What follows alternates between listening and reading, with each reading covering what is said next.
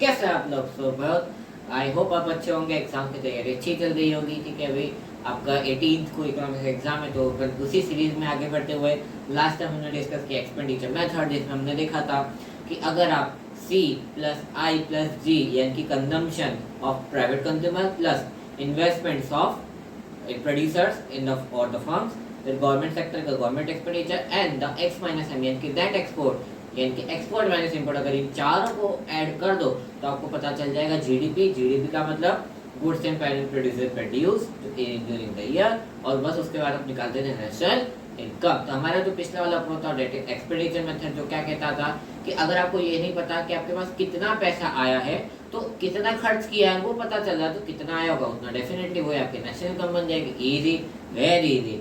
आज हमारा जो अप्रोच है दैट इज इनकम मेथड। मतलब क्या कि भाई हमारे पास जो भी इनकम आएगी उसी को हम क्या करेंगे, यहाँ पर कंसीडर करके नेशनल इनकम कैलकुलेट करेंगे। तो चलिए वीडियो को शुरू करते हैं बिना देरी टाइम। ओके, नाउ सी बेटा, सबसे पहले तो नेशनल इनकम, ठीक है, राष्ट्रीय आय बाय इनकम मेथड। फॉर्मूला समझ लेते हैं। फॉर्मूला क्या कहता है, देखो एनडीपीएफ। अब इसके ऊपर भी आपको मैंने बताया था कि मैं वीडियो बना दूंगा, अगर आप बोलोगे कमेंट आएगा तो, ठीक है। तो पहले फॉर्मूला समझते हैं। देखो क्या फॉर्मूला, एनडीपीएफ यानी कि national domestic product factor cost equal to COE. अभी मैं सारी चीज एक्सप्लेन करूंगा, बस आप अभी नोट डाउन करते जाना। सीओई यानी कि compensation of employees plus operating surplus OS plus mix income of employ. और एनडीपीएफ से आप देखो सीधा यहाँ पे क्या कैरी कर रहा है। देखो हमने जब एक्सपेंडिचर मेथड की बात करी थी तो हमने वहां पर 4 सेक्टर बोला था, ठीक है, C plus I plus G plus X minus M, अभी हमने डिस्कस किया। अगर अपन इनकम की बात करते हैं, ठीक है, तो यहाँ पर हमको 3 सेक्टर ऐसा कंसिडर करने होते हैं। क्या बोला मैंने, जब हम इनकम की बात करते हैं तो हम यहाँ पर 3 सेक्टर कंसिडर करते हैं। वो वाले नहीं, यहाँ पर अलग सेक्टर की मैं बात कर रहा हूँ, ठीक है। वो कौन से सेक्टर होते हैं, बिजनेस, ठीक है, profession and third one is employment. याद करो जरा, क्लास 11th में जाओ, जब हमने पहला चैप्टर में क्या पढ़ा था, difference between business, profession and employment, हमने इन तीनों को डिस्कस किया था।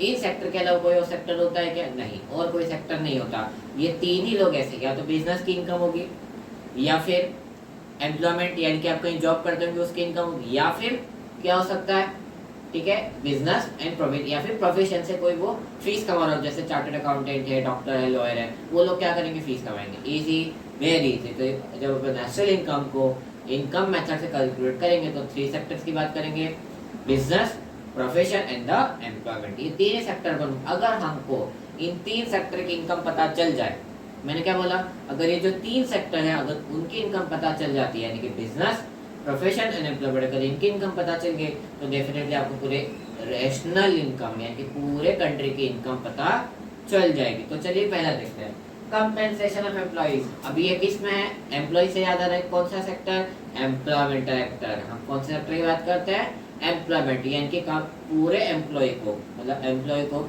जितने भी टाइप के हम क्या देते हैं, कंपेंसेशन देते हैं। कंपेंसेशन इंक्लूड्स व्हाट, मैंने नीचे लिखा हुआ है, wages and salary in cash and in kind plus employ contribution to social security scheme. मतलब क्या, एम्प्लॉय, अगर आप मान लो कोई एम्प्लॉय, ठीक है, तो आपको क्या मिल सकता है, या तो सैलरी मिलेगा, और अगर आप डेली वेजेस पे काम करते हो, लेबर काम करते हो, तो डेली वेज रेट्स मिलेंगे, ठीक है।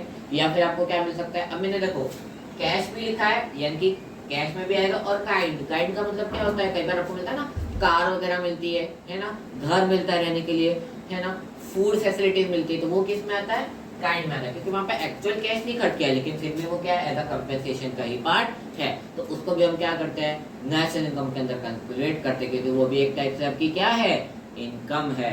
तो wages and salary in cash, wages and salary in kind का मतलब वो घर वाला, and last is employ contribution to social security, जिसका सबसे बेस्ट एग्जांपल है पेंशन, पीपीएफ प्रोविडेंट फंड भी हो सकता है, ठीक है। आपको पता है कि अगर आप पहले होता था एनपीएस स्कीम 2014 के बाद बंद कर दी गई है, कि अगर आप एम्प्लॉय हो, ठीक है, तो आपको क्या, आज अगर ये होता होगा तो डिपेंड करता है कि आप अपना पार्ट तो रिटायरमेंट तो सबका होगा, आप ऐसा तो है नहीं कि आप काम करते रहोगे, आप भी तो इंसान ही हो, रोबोट तो हो नहीं। तो आप क्या करते रहोगे, काम करते रहोगे, लेकिन एक टाइम के बाद आपको क्या होना पड़ेगा, रिटायर होना पड़ेगा। 60 ईयर्स के बाद आप रिटायर हो जाओगे, ठीक है। तो उसके बाद आपको क्या मिलता है, पेंशन मिलती है नहीं मिलती, आपके दादाजी वगैरह को तब भी मिलती होगी पेंशन, 40,000 रुपये 50,000 रुपये पर मंथ की, गवर्नमेंट की अगर आप बात करें तो, ठीक है। या फिर प्राइवेट में भी कम्युनिटेड नॉन कम्युनिटेड पेंशन मिलती है। तो वो कहाँ से आता है, एम्प्लॉयर कंट्रीब्यूशन से। आप अपना कंट्रीब्यूशन तो दे ही रहे हो, वो फ्री में थोड़ी प्रोवाइड करता है, आप ही ने पैसे भरे, आपने भी भरे हैं और एम्प्लॉयर ने भी भरे। तो जो एम्प्लॉयर भरेगा ना, उसको अपन क्या बोलेंगे, employer contribution to social security scheme, यानी कि पीपीएफ, यानी कि या और अपन बोल सकते हैं पेंशन। अगर इसमें एम्प्लॉयर कौन, जो जॉब देता है, अगर वो भी कंट्रीब्यूट करेगा तो उसको भी अपन किस में कंसिडर करेंगे, इंटरनेशनल इनकम। इजी।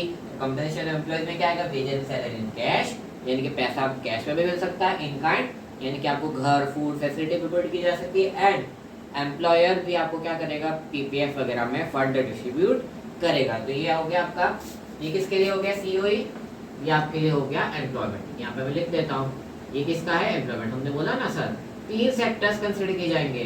कौन कौन से 3 sector, business, profession and employment. अब बात करते हैं ओएस यानी कि ऑपरेटिंग सरप्लस के बारे में।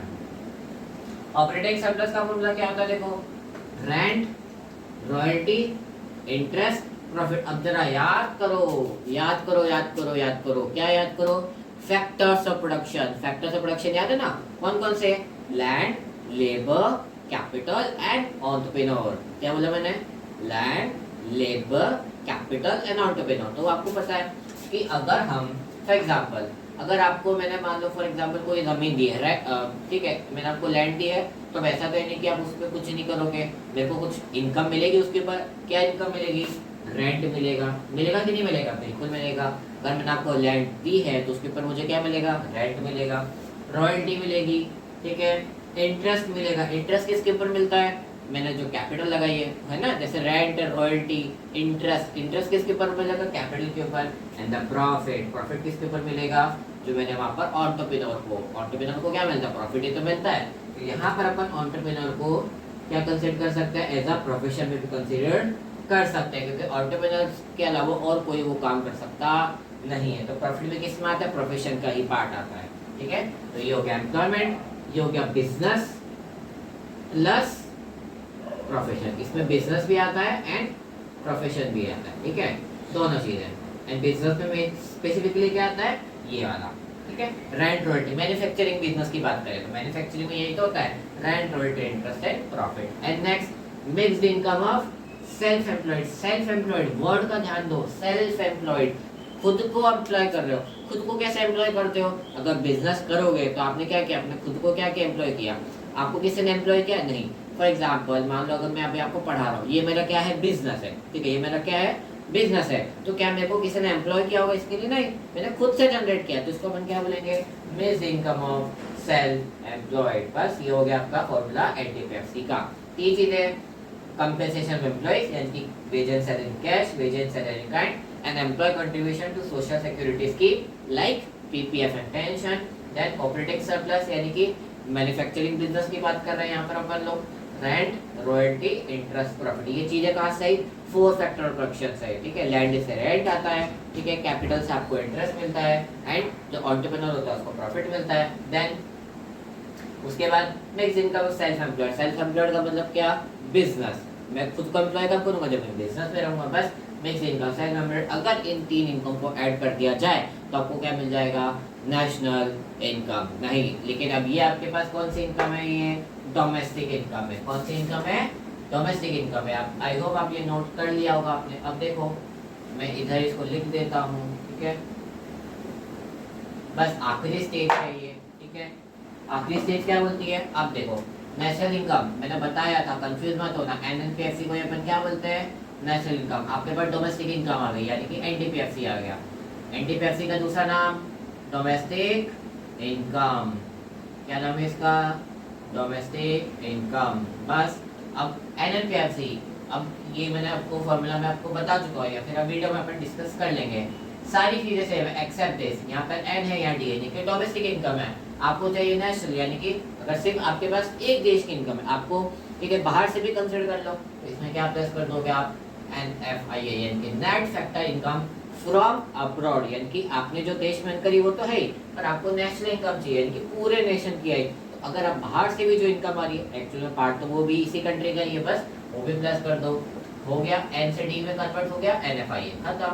तो अगर आपको NNPFC से जाना हो NDPFC तो domestic income plus NFIA, that's all for the income method of calculating national income. बस इतना ही है, बस ये फॉर्मूला याद रखने का और आप इजीली क्या कर पाओगे, सम सॉल्व कर पाओगे। अगर कोई डाउट होता है एनी टाइम कमेंट सेक्शन में आप पूछना, मैं आपको रिप्लाई करूंगा। आज के लिए बस इतना ही। अगर आपको वीडियो पसंद लाइक शेयर सब्सक्राइब जरूर कीजिएगा, बेल आइकन को दबाना बिल्कुल मत भूलिएगा। तब तक के लिए tata good bye, study well and be happy.